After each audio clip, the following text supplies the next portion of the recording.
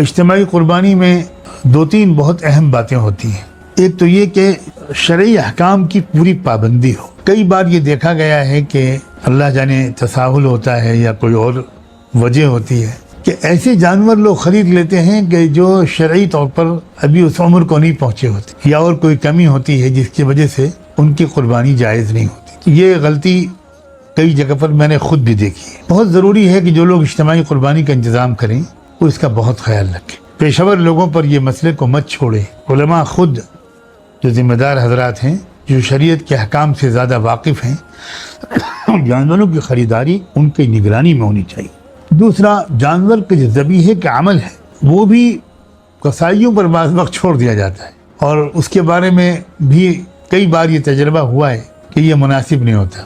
وہ قبلہ رخ صحیح کرتے ہیں کہ نہیں کرتے، دعا پڑھتے ہیں کہ نہیں پڑھتے، یہ کوئی یقین سے نہیں کہہ سکتا۔ تو قربانی اپنے ہاتھ سے کرنی چاہیے۔ حد یہ ہے کہ حضور پاک صلی اللہ علیہ وآلہ وسلم نے تو اپنی صاحبزادی سیدہ فاطمہ زہرا سے یہ فرمایا تھا کہ اب جب تمہارے نام کی قربانی ہو تو تم وہاں کھڑی رہنا، یعنی وہ کیفیت دل کے اندر ہونی چاہیے۔ تو جہاں تک ہو سکے اپنے ہاتھ سے قربانی کیجیے، یا کم سے کم جو حضرات اجتماعی قربانی کا نظم کر رہے ہیں وہ ذبیحہ بالکل صحیح طریقے پر ہو، ذبح بالکل صحیح طریقے پر ہو، اس کا بھی وہ حضرات بہت خیال رکھیں۔ تیسری چیز ہوتی ہے گوشت کی تقسیم، کیونکہ قربانی کے گوشت کا ایک حصہ غریبوں میں پہنچنا چاہیے، تو وہ کئی جگہ ایسا ہوتا ہے کہ اس کا بہت زیادہ اہتمام نہیں ہو پاتا، اور موجودہ حالات میں دقتیں بڑھ گئی ہیں، کیونکہ گوشت کا ایک جگہ سے دوسری جگہ لے جانا، اس میں خدا جانے کتنی رکاوٹیں ڈالی جائیں۔ تو اس کا بھی اہتمام کیا جائے کہ گوشت صحیح مستحقین تک پہنچے، یہ بہت ضروری کام ہے،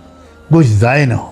اللہ کا شکر ہے کہ جب کئی سال میں نے یہ دیکھا کہ کئی جگہ پر شرعی احکام کی پر عمل درآمد کے سلسلے میں اتنی توجہ نہیں ہوتی جتنی ہونی چاہیے، تو پھر میں نے اپنے ساتھیوں کی رائے کو قبول کیا اور رحمان فاؤنڈیشن کی طرف سے اجتماعی قربانی کا نظم کرنا شروع کیا۔ ابھی تک تو اللہ کا فضل ہے، جہاں تک میری اطلاعات ہیں، کہ بہت اہتمام کیا جاتا ہے کہ تمام شرعی اصولوں کی پابندی ہو۔ اس سال بھی الحمدللہ کیا گیا ہے، اور آپ حضرات تک ظاہر ہے کہ میسج پہنچ گیا ہوگا۔ ہم لوگوں نے بہت کئی جگہ کا جائزہ لے کر ایک ایسی ریاست کا صوبے کا انتخاب کیا کہ جہاں مشکلات کم ہوں گی اس کا بھی یقین دلایا گیا، اور جہاں پہلے ہی سے غربت بہت موجود تھی، اور ابھی 2-1 ماہ پہلے بڑا بھیانک سمندری طوفان آیا تھا، تو بعض علاقے وہ ہیں کہ جہاں گویا بہت زیادہ تباہی مچی، تو لوگوں کا رائے یہ ہوئی کہ اگر ان علاقوں میں ہم قربانیاں کروا دیں تو ایک تو علماء کی ایک ٹیم وہاں تیار ہے، اور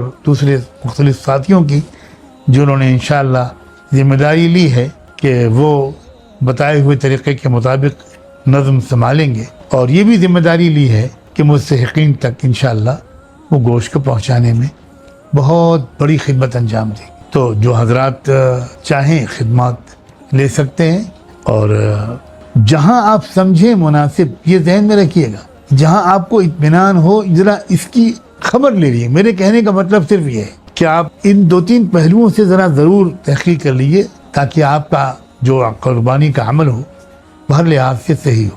مجھے امید ہے کہ انشاءاللہ کم سے کم واجب قربانی تو ہر شخص کرے گا، کسی طرح کی کوئی ایسی شکل نہ ڈھونڈی جائے جس میں ہم اپنے واجب سے راہ فرار اختیار کریں۔ ہاں، علماء کی یہ رائے بالکل درست ہے کہ نفلی قربانیاں جو اکثر باتوفیق لوگ کرتے ہیں، وہ اگر نہ کر کے لیکن ان کے پیسوں کو، وہ جو رقم ہم نفلی میں لگاتے، ان میں واقعی ہم اپنے علاقے کے مستحقین کو تلاش کر کے، بے روزگاروں کو تلاش کر کے، اور سب سے بڑا مصرف ہمارے مدارس ہیں۔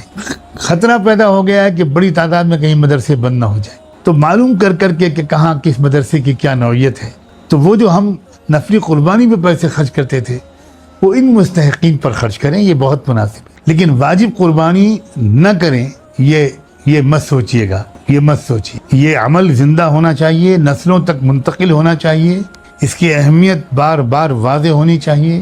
یہ ہمارا شعار ہے، اور پہلے انسان سے چلا ہے۔ آدم علیہ السلام کے بیٹے اذ قدما قربانا فتقبل من احدہما ولم يتقبل من الآخر، ان کے 2 بیٹوں نے اللہ کا تقرب حاصل کرنے کے لیے قربانی ہی پیش کی تھی۔ یہ تو وہاں سے چلا آ رہا ہے۔ میں نے بات کو اس رخ پر نہیں لے جانا چاہا، ورنہ میں قرآن کی آیات کے حوالوں سے یہ بات عرض کرتا کہ یہ تو ہر شریعت میں رہا، ہمیشہ سے قربانی کا عمل رہا. اس کی اہمیت بہت غیر معمولی ہے، بہت غیر معمولی ہے.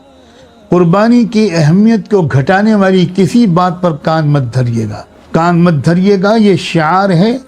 اور جب یہ محسوس ہو کہ کوئی طاقتیں، کچھ لوگ ہیں جو قربانی کے یہ عمل ہم سے چھڑوانا چاہتی ہیں، تب تو آپ اور زیادہ ذرا اشارے کو سمجھ لیجئے کہ پھر آپ کو اور زیادہ اصرار ہونا چاہیے اس بات پر کہ کسی قیمت پر ہم اس شعار کو نہیں چھوڑیں گے، ورنہ خدا جانے کیا کیا چھوڑنے کی نوبت آ جائے گی. اللہ تبارک و تعالیٰ سے دعا ہے کہ اللہ تعالیٰ ان کلمات میں خیر و برکت ڈالے، ہمیں ان دنوں اور راتوں کی قدر کی توفیق عطا فرمائے. اللہ تعالیٰ نے سورہ فجر میں والفجر ولیال عشر میں ان 10 راتوں کو گواہ بنایا ہے، قسم کھائی ہے. تو کوئی غیر معمولی فضیلت اور انوار ہیں ان 10 راتوں کی. تو خاص طور پر ان راتوں میں تہجد کا اہتمام، نماز کا، تلاوت کا، ذکر و دعا تسبیح کا اہتمام خدا کرے سب لوگ کریں.